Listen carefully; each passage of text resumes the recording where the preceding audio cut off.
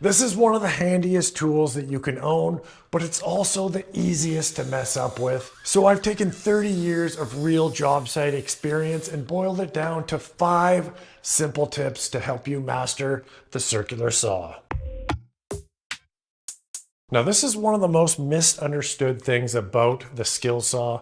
Anytime I've seen friends or rookies on the job site trying to make a freehand cut, it is wild how bad they are at it. Burning, chip out, and just inaccurate cuts. Now, you're not always going to be making freehand cuts, but if you understand the principles, it's going to unlock a bunch of things afterwards. The mistake that everyone makes here is they'll either line up this front notch or the blade, and if you only line up one of those, it's very easy to get cutting off track from the start, and then when you try to turn back onto the line, you're going to get that binding, burning, chip out, and it's actually going to make the saw kind of dangerous to use because when the blade binds, that's when it will kick back. Before I show you the secret here, do you even need to freehand cut? It is nice if you're doing any kind of framing, you're building a shed outside, you're putting a couple walls in the basement. Freehand cutting comes in very handy, so let me show you the secret. So what you want to do is line up this front notch halfway onto the line. Line up your blade. You've got those 2 points of contact that are going to get the cut tracking nice and straight. Before you pull the trigger, just slide the saw back. And then as I start the cut, I am primarily looking at the blade as it cuts halfway into the line. And then every once in a while, I do glance back up to that front notch to make sure I'm tracking straight. But 95% of the time, I'm just watching the blade. If you feel any kind of bind in the blade, it's a sign that you're going off course. You don't want to force it back onto the line. Just pull the saw back slightly, line up your 2 points, and then get back to tracking nice and straight. Watching the blade all the way through the end. Now I'm going to show you every carpenter's favorite cutting hack with the speed square, and I'm also going to show you a clever little improvement that I made to make it even faster and more accurate.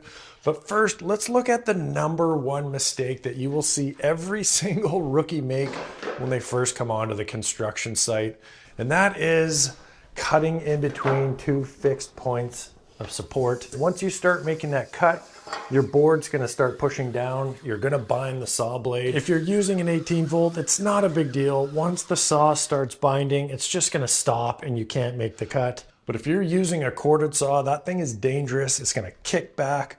Your material might smash apart and you can actually hurt yourself. So anytime you're going to be making a cut, you always want to be over the support, cutting, letting the piece fall away. But let's say you wanted to actually cut this board in half. What you need to do there is throw it on top of a little bit of a sacrificial piece, set your blade depth so that it's just cutting just below the surface here, and then you can go ahead and cut that board in the middle.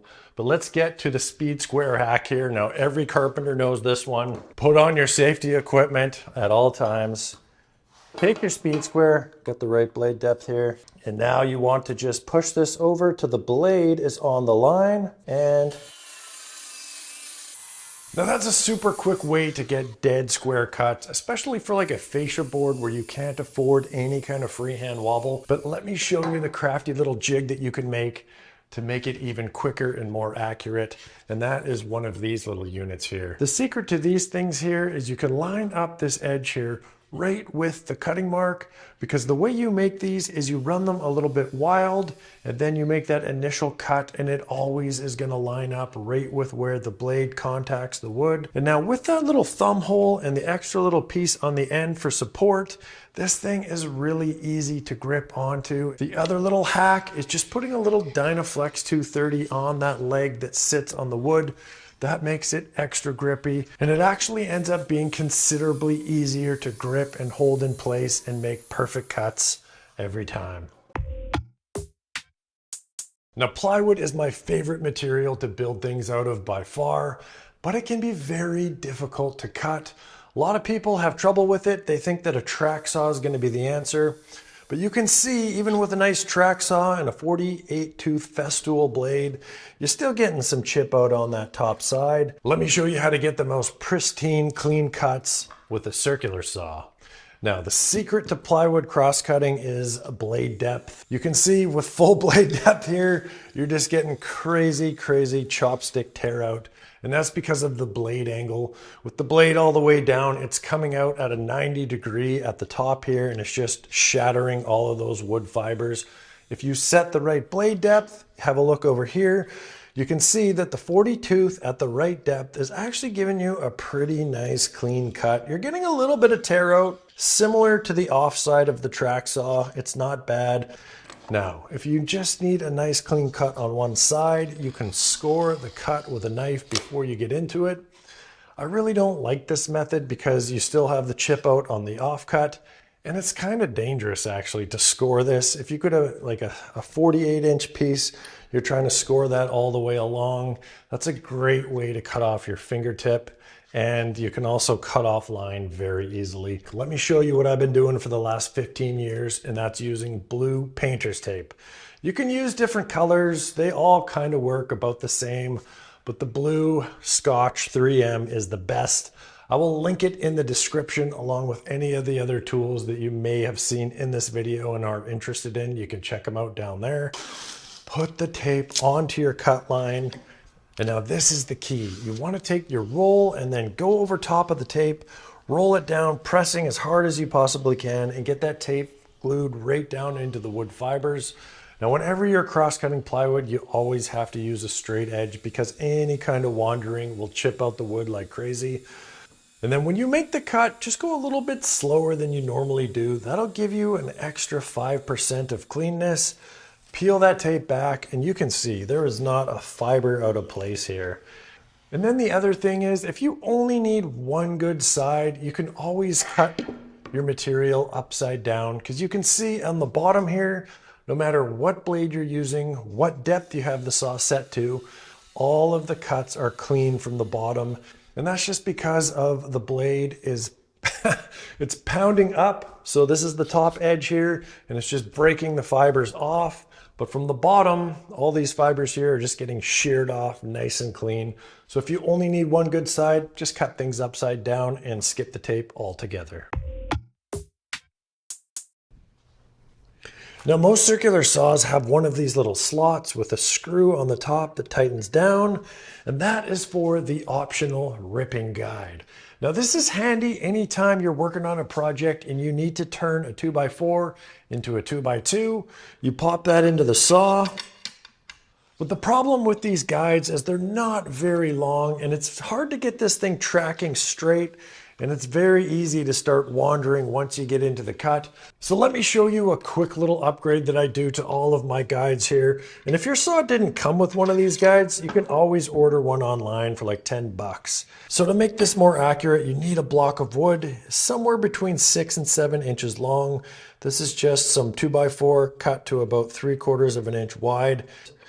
And I'm just using some 3/4 inch number 8 wood screws. Screw that right on. Pop that back in the saw. Line that right up with the edge.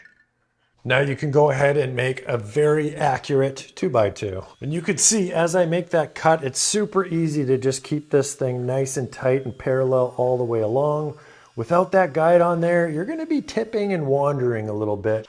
And now let me show you one of the coolest things here. If you just need to take off just a sliver of something, maybe you're cutting down a door, watch this.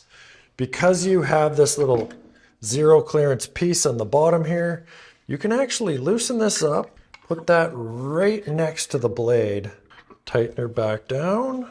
Now watch what you can do with this. So if you've got a door that's rubbing at the top of the frame, you can just pull the door off, put this little guide on there, and just rip off a tiny little bit. It is very accurate.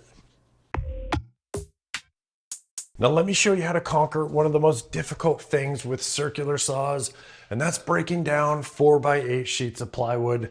This is the key right here. Now the most common method here is the 4x8 sheet of styrofoam on the ground, but I prefer the wood because you can use it on the ground or on sawhorses, and it's actually quite a bit cheaper. To build this frame, you need 3 8-foot 2x4s. I've used 2x6 here because that's all I had laying around.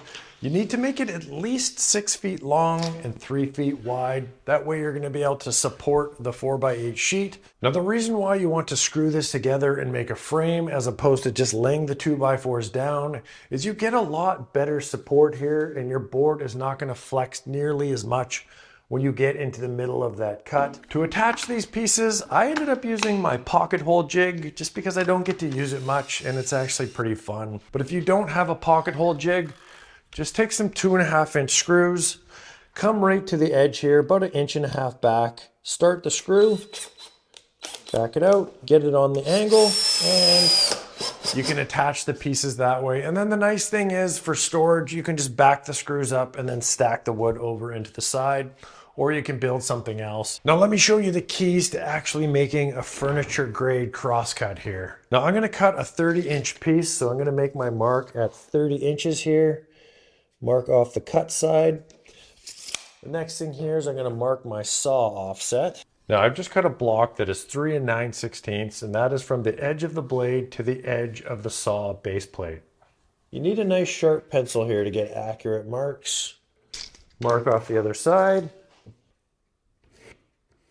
Now for a straight edge, you could use a level, a straight piece of lumber, and some clamps, but the best thing is one of these cross-cut clamps.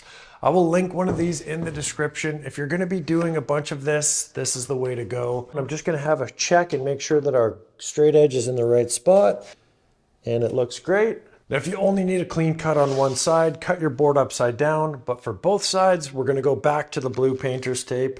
Roll it into those wood fibers, set our blade to the proper depth. With this tape, you can actually use a 24 or a 16 tooth blade and get pretty nice cuts.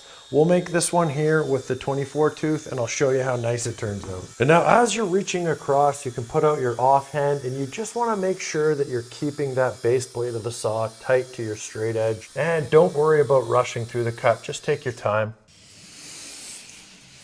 And now you can see that is a beautiful cut all the way along the top. The bottom is also ultra clean. So now you've got a perfect cabinet part. And hey, if you want to see how to avoid the 5 biggest mistakes that beginners make with the miter saw, go ahead and check out this video right over here. We got Nora, she's curious as to what is going on. She just wants to get petted.